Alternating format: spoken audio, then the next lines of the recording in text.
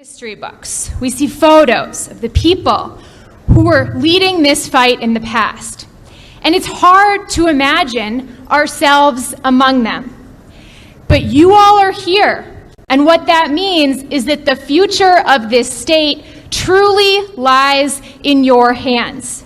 Because it is going to take the people in this room and those watching elsewhere and those at home who are so furious that we have to continue this fight, standing up and fighting back.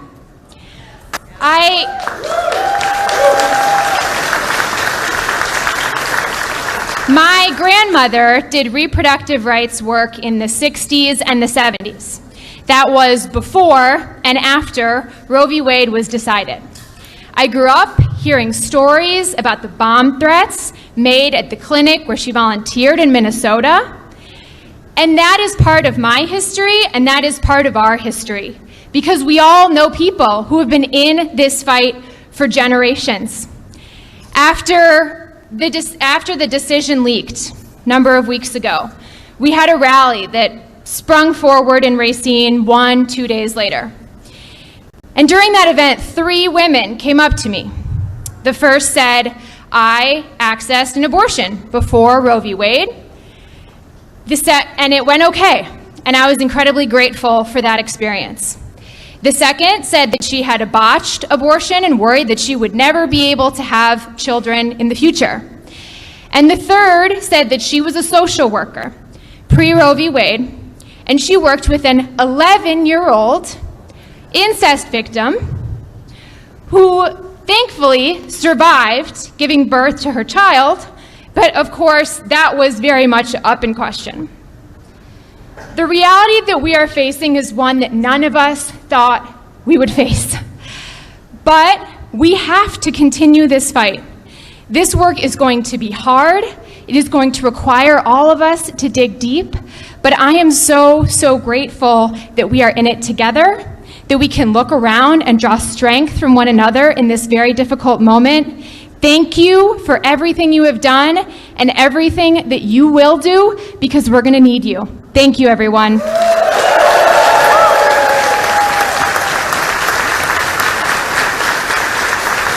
And now I'm very honored to introduce my former colleague, our incredible county executive in Milwaukee, David Crowley.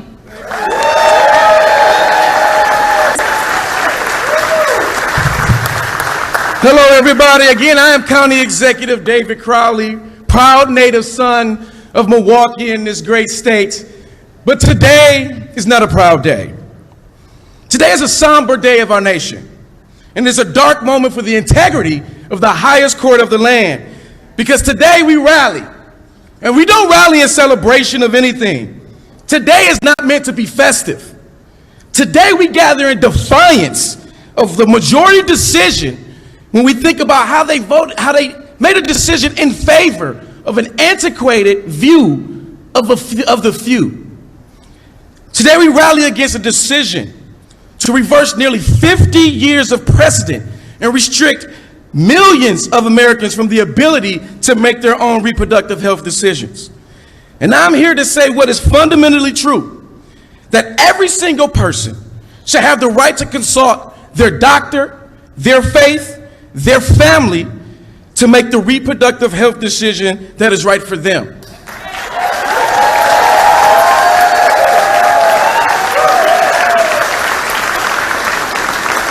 And I'm going to say it slightly different for those who may not understand what I'm saying, which is that every woman has the constitutional right to make their own reproductive health decisions. And when you think about what we're doing in Milwaukee County, we are focusing on how we can promote equity. But that mission can only be achieved when government works to help people get the health care that they need it and when they need it. And the highest court's decision yesterday is a betrayal and a contradiction to that mission. It is an act that will have deeply adverse impacts, particularly on women of color, women who already see some of the worst health outcomes in our healthcare system today, and women who will undeniably suffer from the decision due to having to resort to unregulated and unsafe medical procedures. Let's put it plainly. The decision is an act of ignorance, hubris, and cowardice.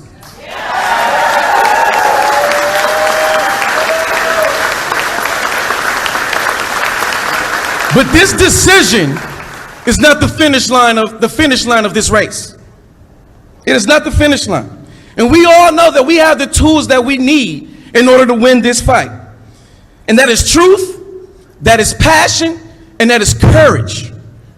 But more importantly, above all, it is action. And that's action in the voting booths. We gotta go out to vote. So I want you all to know that you can count on me in this action. Not just today, not just tomorrow, and not just on election day, but far and beyond. And so I would never, as a father of 3 girls, I would never stop the fight as it relates to defending women's rights to choose and make their own reproductive health decisions. And so I want to say thank you so much for having me here, but more importantly, please, please, please make sure that you get out and vote.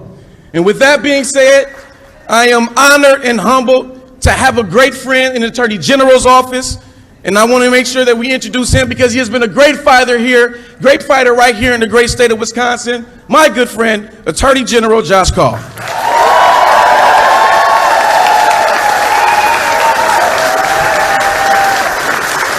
Thank you, David. Thank you, Greta.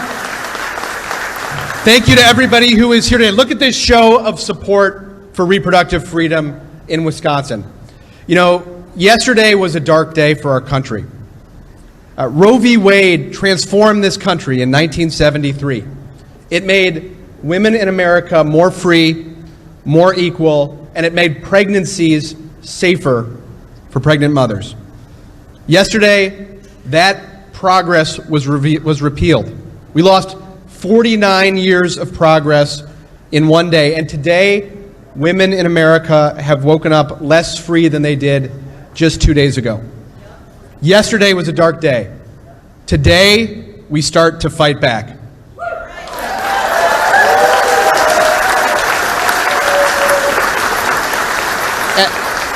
As Attorney General, my top priority is public safety. So let me be very clear about this. It does not serve the health or the safety of Wisconsinites to enforce a 19th century abortion ban, and we are not going to do it at the Wisconsin Department of Justice.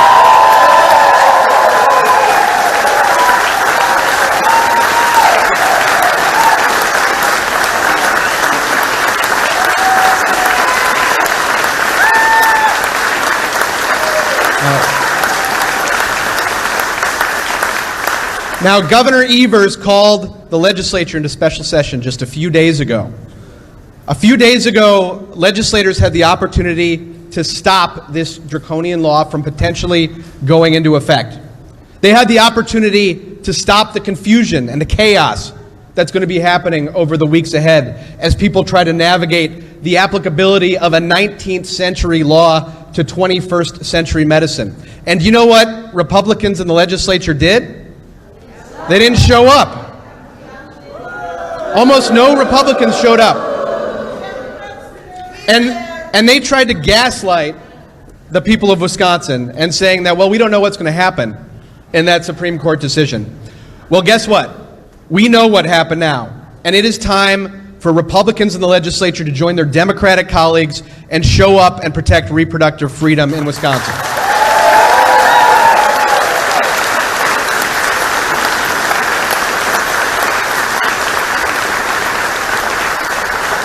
And you know the old line about politics, if you can't change their minds, you got to change their faces.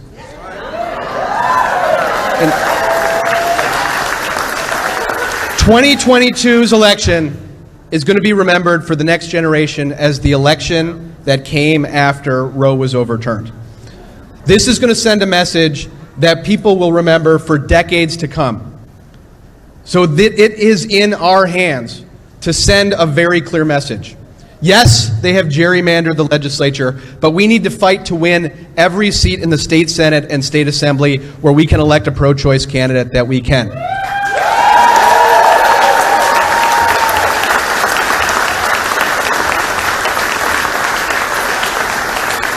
And while Republicans can gerrymander the legislature, they can't gerrymander the state of Wisconsin. And so we have got to win every statewide race and send a message that will be remembered for decades to come, that if you take rights away from Wisconsinites, you are going to lose your seat in office, and that Wisconsin is a state that supports reproductive freedom.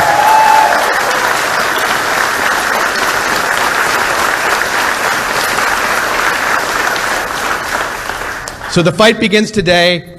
Today we begin working to restore safe and legal access to abortion in Wisconsin, and I can tell you that as long as I am your Attorney General, I am going to fight to protect our reproductive freedom until the rights of every Wisconsinite are fully restored.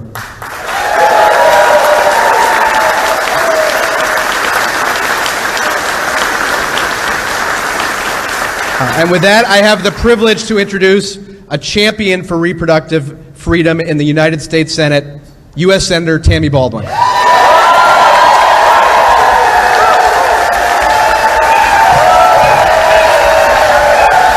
Thank you. Look at all of you. Hi.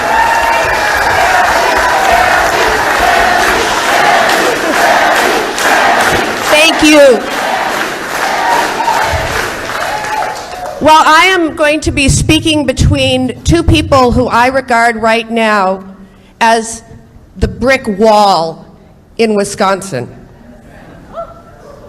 Because you just heard our Attorney General talk about prioritizing keeping Wisconsinites safe and secure, and he won't be enforcing a law that was passed in 1849. And you're about to hear from our governor, who is part of that brick wall. But let me just state where we're at. Yesterday, an activist Supreme Court took away fundamental freedoms that Americans and Wisconsinites have counted on for over 49 years. Young people in this state woke up yesterday and learned that they will have fewer freedoms and fewer rights than their mothers and their grandparents. A law passed in 1849, 1 year after statehood.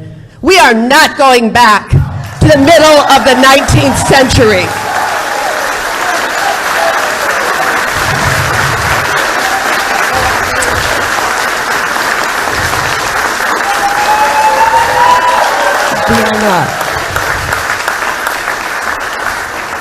But I want to be clear about a number of things. It took many years, folks on the far right, and increasingly over time, people in the Republican Party plotting to overturn Roe versus Wade. When we restore these freedoms, it's not going to happen overnight, but it is only going to happen when all of us exercise our voices and our votes. We're here at Wisconsin's Democratic Convention. Let me share that not a single Republican in the United States Senate voted with us to codify Roe versus Wade. Not a single one. The American people can look at the actions of the state legislature and know that Democrats stand on the side of women and their freedom to access health care, plan their families, and control their own bodies.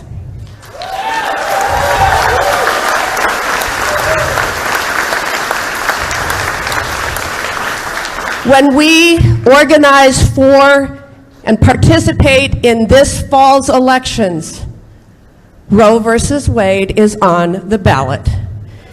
And every voter, we have to exhort them to look to this issue. You stand with Wisconsin women and America's women or not. please send me a Democratic partner in the U.S. Senate who will help.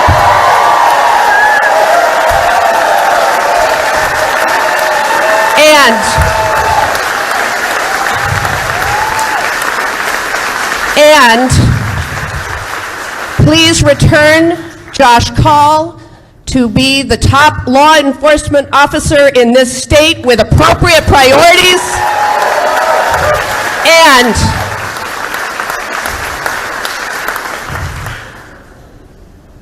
with those stakes in mind, we have got to re-elect Tony Evers as governor of Wisconsin.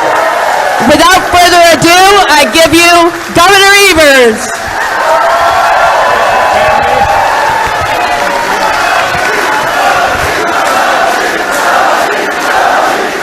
Thank you. Thank you so much. Thank you. I have three things to say about this. You've heard a lot already. There's a personal issue here. I have 7 grandkids that are girls or young women. Yesterday, they were made second-class citizens. That's bullshit.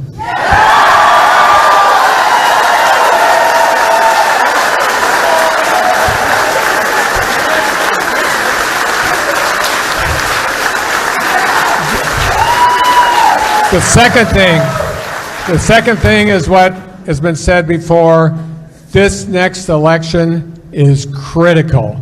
The 4 Republicans, you think it's bad now, the 4 Republicans that are going after me, one of them we're going to beat, they are going to make it worse.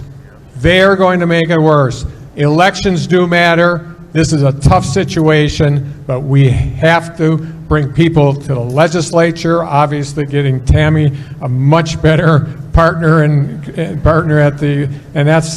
that should be very easy, folks.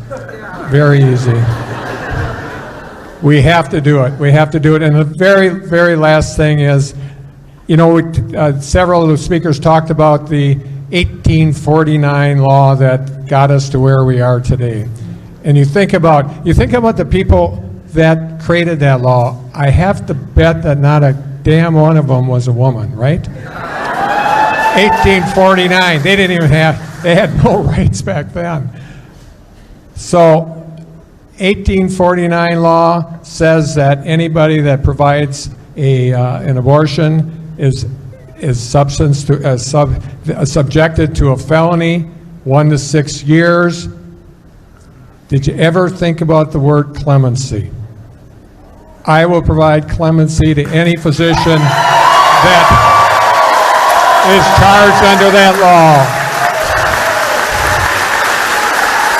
This is absolutely critical. So thanks a lot, everybody. Let's make this happen. Thank you.